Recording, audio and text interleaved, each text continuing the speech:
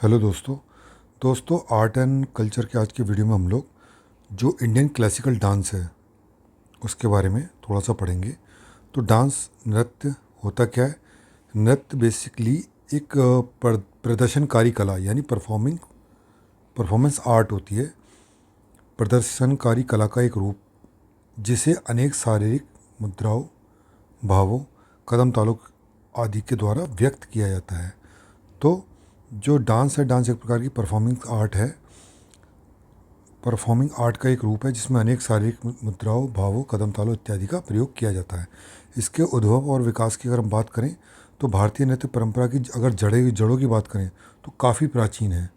और पुरातात्विक स्रोतों की अगर बात माने तो इसकी जड़ें हमें देखने को मिलती हैं प्राग ऐतिहासिक जो काल था उसमें जो गुफा के अंतर्गत चित्रकारियाँ जो बनाई गई थी उसमें देखा गया है कि लेडीज़ जो स्त्री होती थी उनको डांस करते हुए देखा गया है। ठीक, तो उनकी चित्रकारी इसमें बनाई गई। तो इस इतना पुराना इतिहास है। इंडस वैली सिविलाइजेशन में आप देखते हैं जो डांसर थी, डांसर की मूर्ति मिली थी, है ना। तो भारत में डांस की जो परंपरा काफ़ी पुरानी रही है। वेद, महाभारत, रामायण इन सब में भी नृत्यों के अनेक उदाहरण प्राप्त हुए हैं। ये उदाहरण भारत के नृत्य की प्राचीनतम परंपरा को प्रदर्शित करते हैं। अब आ जाती है बात प्रथम शताब्दी में भरत मुनि थे। भरत मुनि की एक किताब थी नाट्यशास्त्र। नाट्यशास्त्र में जितने भी डांस से संबंधित नियम, सिद्धांत, निर्देशों की चर्चा की गई तथा जो नृत्य कला है उस पर काफ़ी सूक्ष्म विश्लेषण किया गया। भारतीय नृत्य जो थे जो अनेक देवी देवताओं इनको समर्पित होते थे। ठीक है, इसलिए विभिन्न क्षेत्रों में स्थित जो मंदिर हैं, स्तूप हैं, प्राचीन मूर्तियाँ आदि में नृत्यों के विकास की स्थिति को दर्शाया गया है। तो भारत के जो भारतीय नृत्य है वो देवताओं को समर्पित होते थे। इस कारण आप मंदिर में जाइए, पहले मंदिर में होते थे डांस, और दूसरे जहाँ कहीं भी आर्ट को प्रदर्शित करने का मौका मिला, जैसे पेंटिंग हो गई, मूर्ति कला हो गई, उसमें भी डांस को दिखाया गया है। ठीक, भारतीय नृत्य से संबंधित धार्मिक और दार्शनिक पक्ष की अगर बात करें तो कहा जाता है कि मतलब ऐसी एक मान्यता है कि जब संसार में अधर्म अधर्म बढ़ रहा था, दुख और ईर्ष्या का माहौल तेज़ी से बढ़ रहा था, तो भगवान ब्रह्मा ने क्या करा, ये ध्यानमग्न हो गए। ठीक, और ध्यानमग्न होने की अवस्था में इन्होंने नृत्य की रचना करी। अगर बात भारतीय नृत्य के अंगों की बात करी जाए तो भारतीय नृत्य के दो अंग हैं बेसिकली, एक तांडव, दूसरा लास्य। तांडव क्या है? भगवान शिव के द्वारा प्रस्तुत किया जाने वाला दैवीय नृत्य। इसमें मान्यता क्या है? इससे जुड़ी हुई मान्यता है, ये सृष्टि के विनाश तथा पुनर्निर्माण का प्रतीक है। दूसरी मान्यता, चूँकि भगवान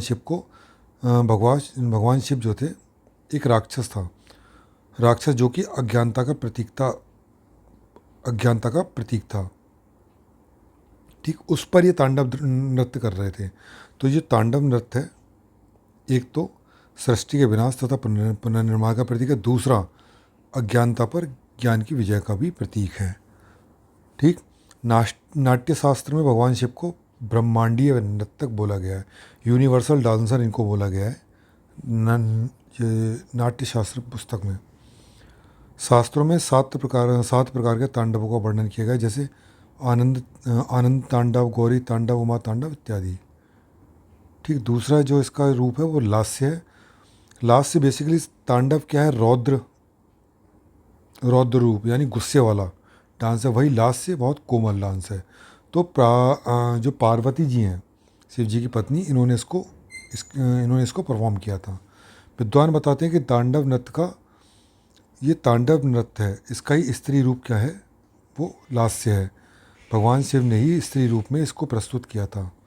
इसमें कोमलता, सहज मुद्राएं इत्यादि देखी जा सकती हैं। ठीक, नृत्य की शैली की अगर बात करें तो नृत्य की शैली बेसिकली चार होती हैं: शास्त्रीय नृत्य, लोक नृत्य, कबीलाई नृत्य और रणक्षेत्र का नृत्य।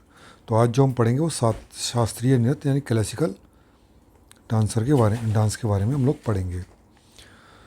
तो संगीत नाट्य अकेडमी द्वारा अब वर्तमान में 8 जो नृत्य हैं उनको क्लासिकल दर्जा दे रखा है। कौन कौन से हैं? भरतनाट्यम, मोहिनीअट्टम, कथकली, ओडिसी, कथक, कुचिपुड़ी, मणिपुरी और सत्रिया। कथकली और मोहिनीअट्टम ये केरल का जो क्षेत्र है यहाँ होता है। भरतनाट्यम जो परफॉर्म किया था तमिलनाडु के क्षेत्र में। उड़िया, उड़ीसी जैसे कि नाम से ही पता लग रहा है, उड़ीसा के क्षेत्र में। कथक ये उत्तर भारत का डांस है। सत्रिया असम में परफॉर्म किया जाता है, जबकि मणिपुरी मणिपुर में डांस परफॉर्म किया जाता है। तो पहला डांस है भरतनाट्यम। भरतनाट्यम का जो मूल उद्भव हुआ है तमिलनाडु में हुआ है। इसमें भाव, राग और ताल के बराबर से संयोजन के साथ इसको प्रस्तुत किया जाता है। यानी भाव, राग और ताल का बराबर का संयोजन किया जाता है, उसी संयोजन के साथ ये प्रस्तुत किया जाता है। ठीक, भाव का भा लिया, राग का रा और ताल का ता, इससे बना भरतनाट्यम। ठीक, स्त्री पुरुष दोनों परफॉर्म करते हैं। काफ़ी प्राचीन डांस है ये। इसकी अगर जड़ें की बात किया तो संगम साहित्य में देखने को मिलता है। नाट्य शास्त्र है उसमें देखने को मिलता है इसकी जड़ें। और शिल्पाधिकारम जो वहाँ का एक लिटरेचर है तमिल साहित्य का, उसमें इसको देखने को मिलता है। देवी देवताओं को अर्पित था ये डांस। और इसका जो विकास में सबसे ज़्यादा योगदान दिया वो देवदासी, जो मंदिर में जो देवदासी होती थी उन्होंने इसके विकास में योगदान दिया है। मूल विषय की बात करें तो धार्मिक इसका मूल विषय होता था। नर्तक द्वारा रामायण, महाभारत, कृष्ण लीला की कथाओं का प्रस्तुतिकरण इसके माध्यम से किया जाता था। इस नृत्य के प्रस्तुतिकरण में हाथों की विभिन्न जो मुद्राएं जैसे पदम ताल इत्यादि का प्रयोग किया जाता है। साथ ही साथ मुखड़े के विभिन्न भागों, जो मुखड़े के विभिन्न भाव हैं, चेहरे के जो विभिन्न भाव आते हैं, उनका भी प्रदर्शन पर काफ़ी इसमें बल दिया जाता है। इसकी बात की है चरण क्या है। चरण इसके 7 हैं।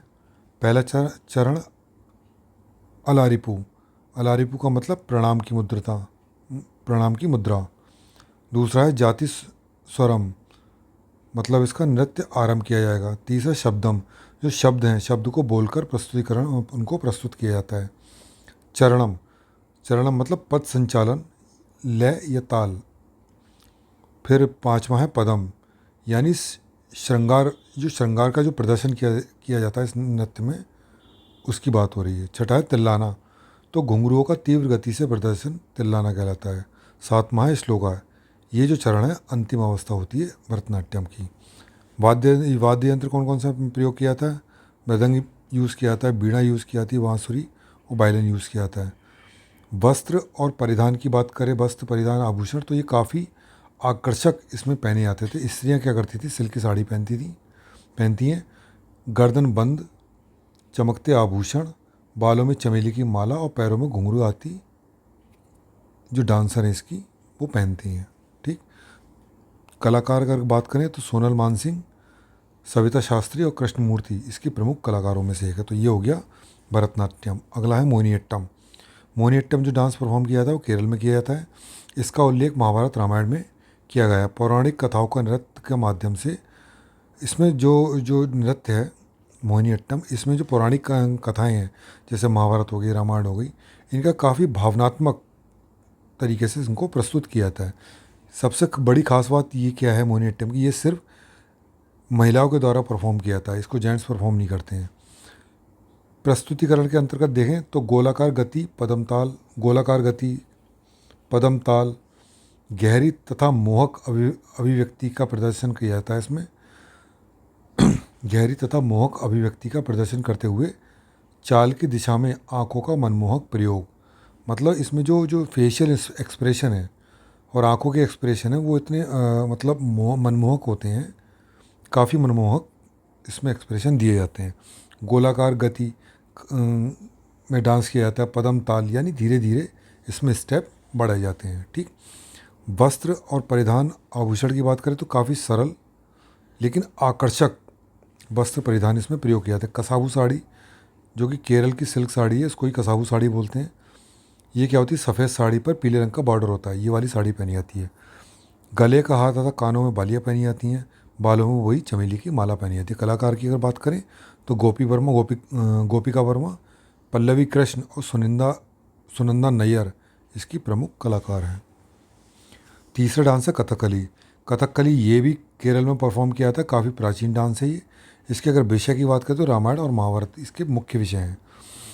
मुख्यतः पुरुषों द्वारा किया था, महिलाएं भी करती हैं इसको, लेकिन इसको मुख्यतः पुरुषों द्वारा ही परफॉर्म किया जाता है।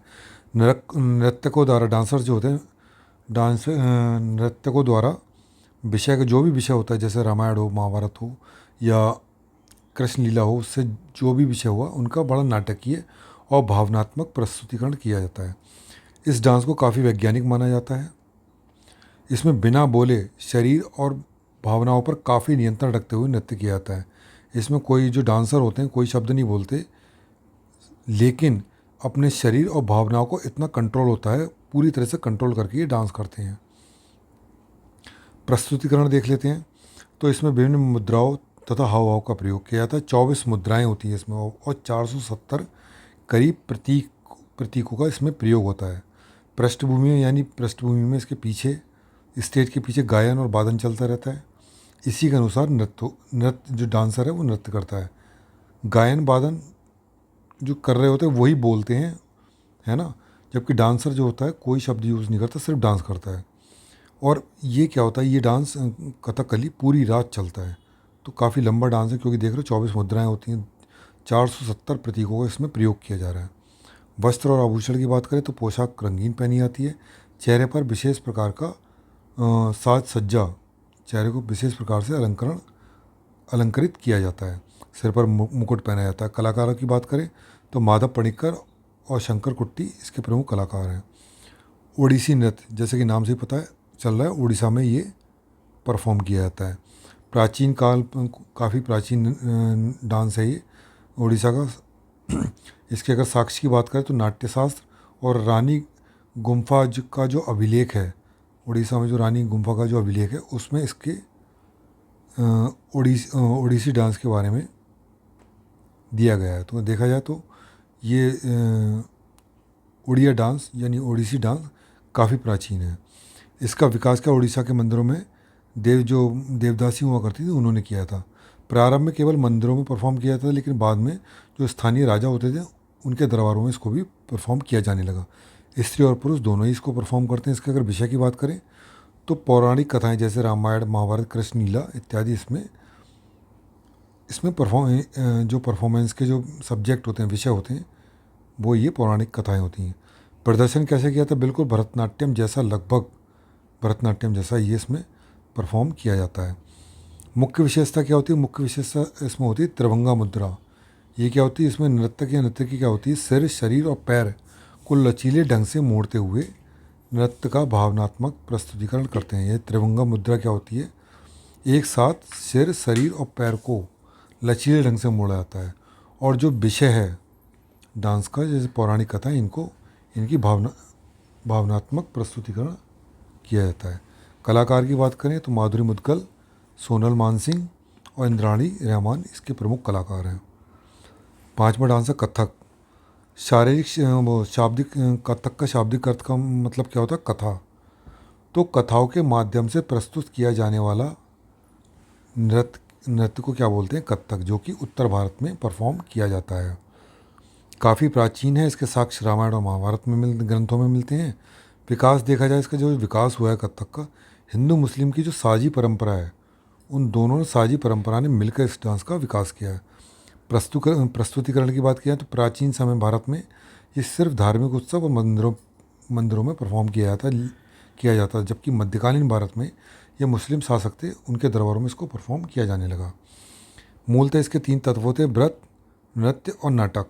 नाटक का मतलब अभिनय हो गया, नाटक का मतलब अभिनय, नृत्य का मतलब वो सिंपल डांस हो गया, व्रत होता है ताल और लय के अनुसार डांस करना। इसमें क्या होता है, जो डांसर होता है उसके पैरों में बहुत सारे घुंघरू बंधे होते हैं, है ना, और नृत्य को सीधे पैर के द्वारा धीरे धीरे स्टार्ट किया जाता है ना। इसमें कलाकार तेज़ी से कदम ताल का प्रदर्शन करते हुए तेज चक्कर के साथ नृत्य करते हैं। मतलब जो डांसर होता है बहुत सारे घुंघरू बांधे होते हैं इसमें, और नृत्य सीधे पैर के द्वारा प्रस्तुत किया जाता है। इसमें कलाकार तेज़ी से कदम ताल का प्रदर्शन करते हुए तेज चक्कर के साथ नृत्य करते हैं। वस्त्र परिधान इसमें देखा जाए तो चमकीले वस्त्र परिधान पहने जाते हैं। स्त्री जो पहनती है लहंगा चोली पहनती हैं, जिस पर हिंदू धर्म का प्रभाव दिखता है। वहीं पुरुष चूड़ीदार पजामा, कमीज और अंगरखा को पहनते हैं। जिस पर मुस्लिम प्रभाव को देखा जा सकता है। विकास की अगर बात करें, जो कथक डांस है, इसका विकास जो हुआ घराना सिस्टम, जो घराना प्रणाली, इसके तहत विकास हुआ। जैसे कि लखनऊ घराना, इसको नवाबों द्वारा, लखनऊ के जो नवाब थे इनको इनके द्वारा संरक्षण दिया जाता था। उसी प्रकार बनारस घराना इत्यादि। कलाकार की बात करें, लच्छू महाराज, सितारा देवी और बिरजू महाराज इसके प्रमुख कलाकार हैं। छठा डांस है कुचिपुड़ी। कुचिपुड़ी ये बेसिकली आंध्र प्रदेश में परफॉर्म किया जाता है। आंध्र प्रदेश, इसका जो नाम पड़ा ना कुचिपुड़ी, तो आंध्र प्रदेश का एक गांव है कुचलापुरम। कुचलापुरम के नाम पर ही इसको बताया जाता है, इसका नाम कुचिपुड़ी पड़ा है। सिद्धेश्वर योगी हैं, इनके द्वारा इसको विकसित किया गया है। स्त्री और पुरुष दोनों ही परफॉर्म कर सकते हैं। इसके साक्ष्य जो मिलते हैं संगम साहित्य में, इसके साक्ष्य प्राप्त होते हैं। प्रस्तुतिकरण की बात किया तो प्राचीन भारत में मंदिरों में परफॉर्म किया था, लेकिन 16वीं शताब्दी और उसके बाद में ये जो स्थानीय राजा थे उनके दरबारों में भी इसको परफॉर्म किया जाने लगा। इसकी दो शैली हैं। पहली नटुवा मेला, ये एकल डांस है। चूँकि ये डांस जो कुचिपुड़ी है, सिंगल भी किया जा सकता है और ग्रुप में भी किया जा सकता है। तो नटुवा मेला जो है, जो सिंगल डांस है, जो देवदासियों द्वारा मंदिरों में किया जाता है। वहीं नाट्य मेला, ये समूह डांस है, ग्रुप डांस है। ये जो स्थानीय राजा हुआ करते थे उनके दरबारों में परफॉर्म किया जाता था। इसके अगर विषय की बात करें तो जो इसमें मुख्य विषय था कृष्ण और रुक्मणी का, कृष्ण रुक्मणी का जो संवाद है उसको बड़ा नाटकीय और भावनात्मक ढंग से इसको प्रस्तुत किया गया है। जो मंच है इसमें, जिस पे मंच पर ये परफॉर्म किया जाता है, उसकी जो सजावट है उस पर विशेष ध्यान दिया गया है। और जब ये प्रारंभ होता है तो पहले धूप बत्ती और धार्मिक अनुष्ठान होते हैं, उसके द्वारा धार्मिक अनुष्ठान करे जाते हैं, उसके बाद ये डांस प्रारंभ होता है। इसकी मुख्य विशेषता क्या है? मटका नृत्य। इसमें क्या करती हैं डांसर, जो भी डांसर होता है तो वो मटका क्या करती है, मटके में पानी से भरा हुआ सिर पे मटका रखती है और पैर के नीचे एक पीतल की थाली होती है, उस थाली में पैर जमाकर ये डांस करते हैं, इसलिए इसको मटका नृत्य या थाली नृत्य भी बोल देते हैं। कलाकार इसमें कौन कौन से हैं? लक्ष्मी नारायण शास्त्री और स्वप्न सुंदरी इसके प्रमुख कलाकार हैं। अब अगला डांस शास्त्रीय डांस है क्लासिकल डांस मणिपुरी। नाम से ही पता लग रहा है मणिपुर में इसको परफॉर्म किया जाता है। इसके विषय अगर की बात करें, 15वीं सदी से पूर्व जो वहाँ पे जो ट्राइब्स थी, जो वन होते हैं ना, वन को वो देवता मानते थे, उसकी पूजा करते थे, है ना। तो उनके जो डांस में जो विषय होते थे 15वीं शताब्दी से पूर्व, वो वन जंगल होते थे। लेकिन 15वीं शताब्दी के बाद ये क्षेत्र मणिपुर का वैष्णव परंपरा है, इसके प्रभाव में आया। तब से भगवान कृष्ण से संबंधित जो विषय हैं, पौराणिक कथाएं हैं, उनका इसके माध्यम से प्रदर्शन किया जाने लगा। स्त्री पुरुष दोनों ही परफॉर्म करते हैं। एकल और समूह दोनों में प्रयोग किया जाता है। वाद्य यंत्र कौन कौन से हैं? ढोल, मंजीरा और बांसुरी इसमें वाद्य यंत्र का प्रयोग किया जाता है। वस्त्र और परिधान किया है, पारंपरिक मणिपुरी पोशाक पहनी जाती है। पुरुष इसमें क्या पहनते हैं? साधारण धोती कुर्ता, माथे पर चंदन लगाते हैं। वहीं स्त्री गोलाकार गत्ता लगा हुआ एक चमकीला घाघरा पहनती हैं। कुछ ऐसा होता है, इस टाइप से देखा होगा आपने कभी, देखना तो इस टाइप से होता है। तो ये गोलाकार गत्ता लगा के बनाया हुआ था चमकीला घाघरा, इसको बोलते हैं कुगीन। कलाकार इसमें झावेरी बहनें हैं, झावेरी सिस्टर्स, वो इसकी प्रमुख कलाकार हैं। आखिरी क्लासिकल डांस है सत्तरिया या सतरिया। इसको संगीत नाट्य जो संगीत एकेडमी है 2007 में इसको क्लासिकल डांस का दर्जा दिया गया दर्जा दिया गया। अगर सत्रिया के शब्द का अर्थ समझें तो सत्रिया का मतलब होता है मठ, यानी पारंपरिक रूप से वैष्णव मठों में इस डांस को परफॉर्म किया जाता था, लेकिन वर्तमान में आजकल ये सार्वजनिक मंचों पर भी प्रयोग किया जाने लगा। इसका विकास कब हुआ था? 15वीं से 16वीं सदी में आचार्य शंकरदेव थे, जो वैष्णव मत को असम में लेके आए थे, असम और इसके क्षेत्र में उन्होंने इस डांस को मठों में करवाना शुरू किया। इसका विकास पर इन्होंने ध्यान दिया। तो सत्तरिया डांस के विकास का श्रेय किसको जाता है? वो आचार्य शंकरदेव को जाता है। विषय इसमें क्या होते थे? कृष्ण से संबंधित पौराणिक विषय होते थे, ठीक है। इसमें गीत जो गाए जाते हैं, गीत कुछ आचार्य शंकरदेव ने लिखे, साथ ही साथ जो सगुण परंपरा के जो संत थे, जैसे कबीर, मीरा, इन लोगों ने जो भी गीत लिखे उसको इस डांस के अंतर्गत गाया जाता है। स्त्री और पुरुष दोनों ही इसको परफॉर्म करते हैं। वस्त्र और परिधान की बात करें तो असम की साधारण जो वेशभूषा होती है वो उसमें पहनी जाती है। स्त्रियाँ क्या होती है, साड़ी पहनती हैं, पुरुष धोती और कमीज पहनते हैं। इसके कई भाग हैं। सत्रिय डांस के कई भागों में इसको परफॉर्म किया जाता है, जैसे दशावतार नृत्य, अप्सरा नृत्य और झूमर नृत्य। ठीक है, तो इस प्रकार ये सत्तरिया डांस भी कंप्लीट हो गया। और इस वीडियो में हम लोगों ने जो इंडियन क्लासिकल डांसर है उनको कंप्लीट किया। इस वीडियो में बस इतना ही। Thank you so much.